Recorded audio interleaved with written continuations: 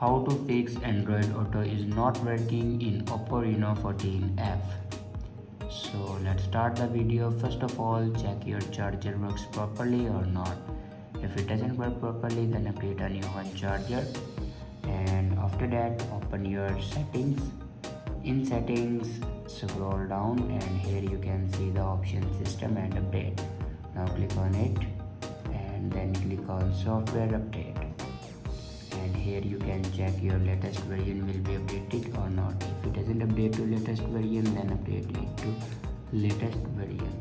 After update a latest version, then go back to your home screen and restart your device.